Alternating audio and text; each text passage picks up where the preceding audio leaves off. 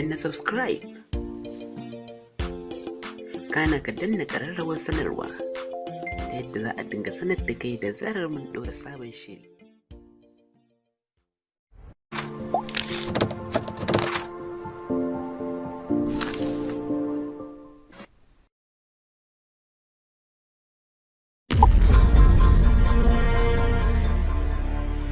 A kapta na ce a kapta. Assalamu alaikum mai sauraro, kana sauraron littafin Mutum da Aljan kashi na 24 daga bakin Bashir Abdulaziz Bulango. Idan mai sauraro bai manta ba, a kashi na baya mun tsaya daidai inda Lusayya ta ce da Sarki Alkasun cewa soyayya ta bani da burin da zan iya biyan ka da shi face na baka soyayya ta kuma ka mallake ni a matsayin matarka. Buri na shine na zama matarka ko da na kwana ɗaya ne kafin cikar ajalina. Ina neman waɗansu manya-manyan alfarmomi guda biyu a wajenka, amma suna da tsauri.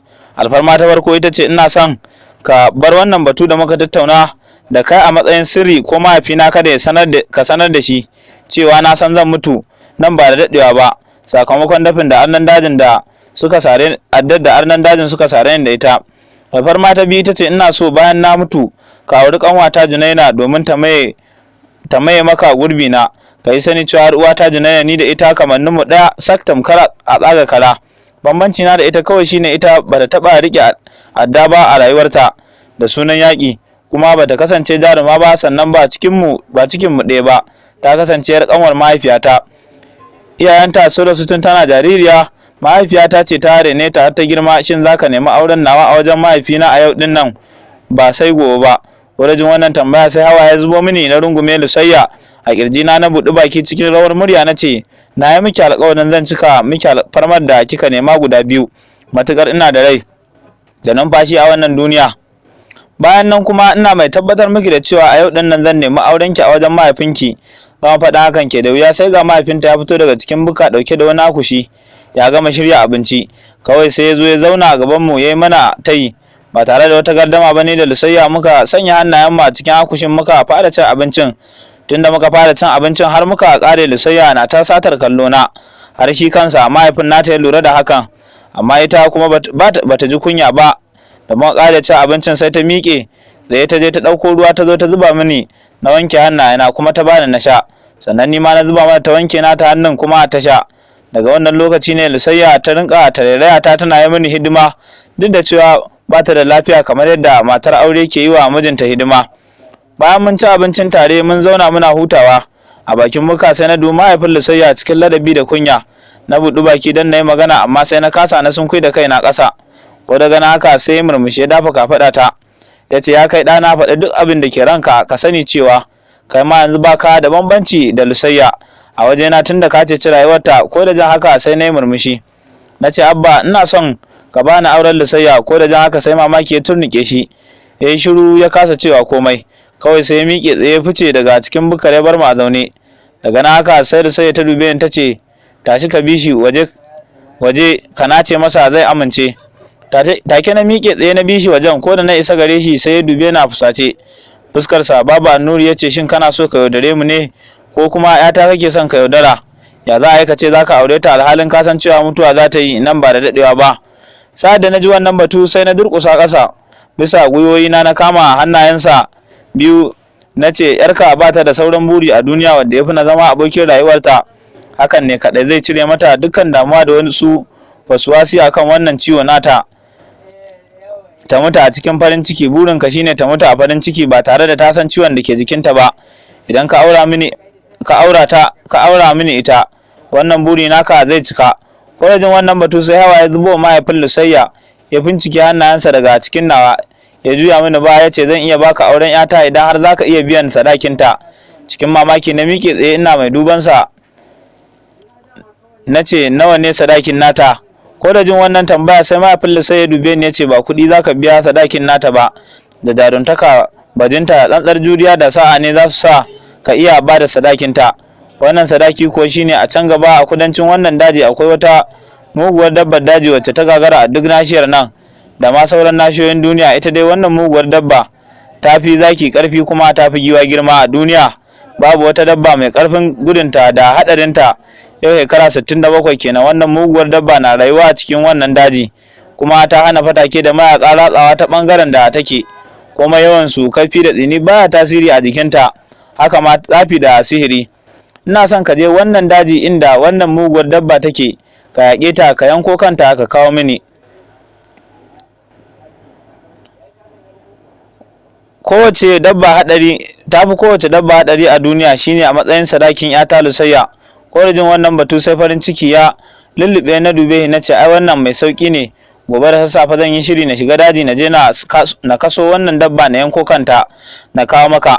Ko da jin wannan batu sai mahaifin Lusayya ya murmushi ya ce na sani cewa ku zuri'ar ku kuna da sa'a da nasara bisa duk abin da kuka saka a gaban ku, amma ka sani cewa wannan muguwar dabba ta musamman ce, masu sa'a da yawa sun rasa rayuwarsu a lokacin da suka yi arba da wannan muguwar dabba. Yanzu sai ka kwanta ka yi barci don ka samu hutu kafin wayewar gari. Ko da gama faɗin hakan sai ya juya ya bar ni ya nufi cikin bukarsa. Jin kaɗan sai ga Lusayya ta fito daga cikin bukar ta nufo inda nake zaune, hawa yana zuba a cikin idanunta. Al'amarin da ya matuƙar dugunzuma hankali na kenan, na miƙe tsaye na zuba mata idanu har ta iso dab da ni ta yadda har muna iya jin numfashin juna. Kawai sai ta dube ni ta ce kada kuskura ka je ka taru wannan dabba da faɗa domin hallaka ka za ta yi. Ko da jin wannan batu sai mamaki ya turnike ni, na dube ta cikin razana. Na ce akan wani dalili zaki sauya ra'ayinki yanzu take alhalin kin gaya mini cewa baki da burin da yafi ki zama abokiyar rayuwata, ko kuwa soyayyar da kike mini ta yi ƙaura ne daga cikin zuciyarki?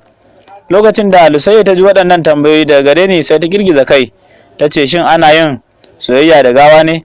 Duk irin son da nake maka bana son na ga mutuwarka. Idan har ya zama dole sai ka je ka kaso wannan muguwar dabba a matsayin sadakin aure na, to sai dai mu je tare ni da kai mu yaƙe ta. Ko da jin wannan batu sai na dube ta cikin firgici gami da tsananin mamaki na ce ta yaya zaki bi ni mu je wannan faɗa mai mugun haɗari alhalin kina ɗauke da wannan mugun rauni a kafaɗarki?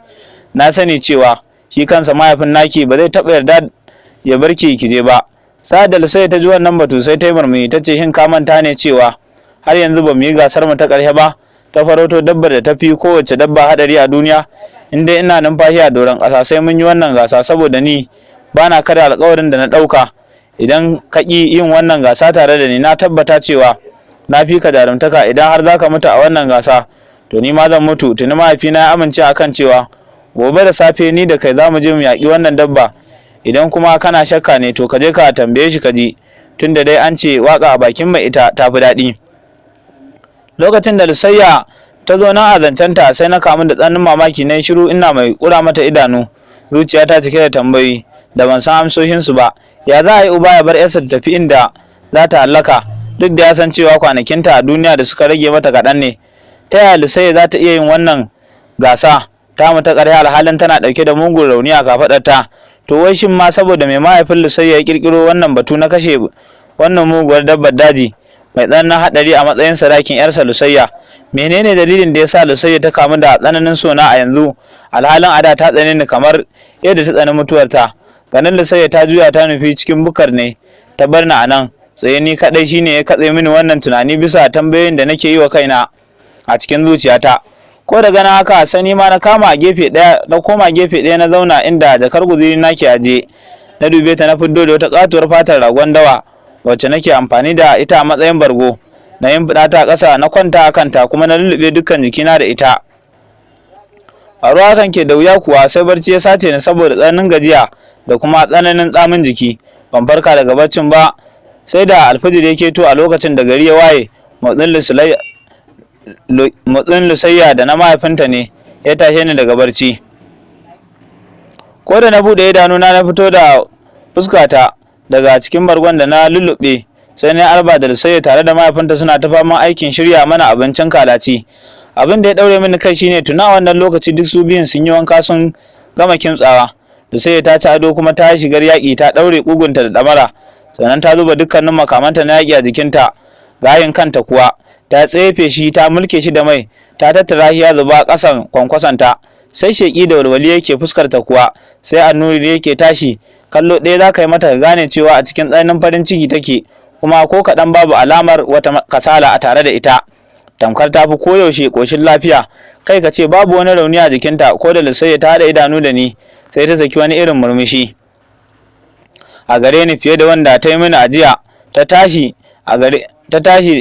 a gare ni da sauri ta tashi zuwa gare ni da sauri ta zuba mini ruwa na wanke hannayena da fuskata, kuma na kuskure bakina, sannan ta risina cikin biyayya ta gaishe ni game da yi mini barka da tashi daga barci.